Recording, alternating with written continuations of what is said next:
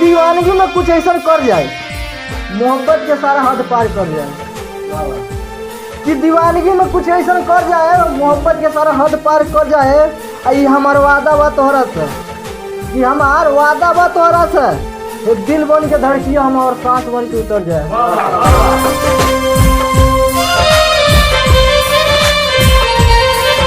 कि प्यार मोहब्बत सभी को करेला तब काहे लोग जुदाई से डरेला, कि प्यार मोहब्बत सभी को करेला तब काहे लोग जुदाई से डरेला।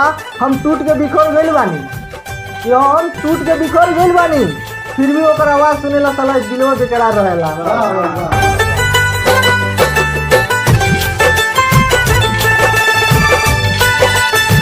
कि जौन तरह कैलू हमके बदनाम वो तरह केहू के न करियो, कि जौन तरह कैलू हमके बदनाम वो तरह केहू के ना मिलियो। अब बहुत मिलियो तो के चाहे वाला, तो क्या बहुत मिलिए चाहे वाला, अरे कोनो हमरे ऐसा चाहे वाला मिल जाए तो हमारे पास फोन करियो।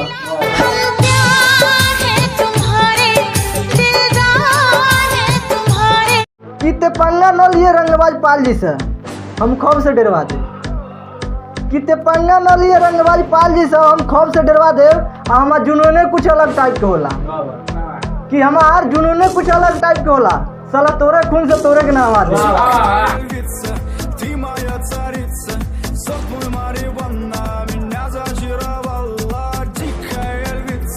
हाथ से उनका तस्वीर हटाई कैसे, और उनकर दिल से याद हटाई कैसे, कि आँख से उनका तस्वीर मिटाई कैसे, है दिल से उनकर याद हटाई कैसे, और जो चल गई छोड़ी को जाए तो ये अपन दिलवा के समझाई कैसे।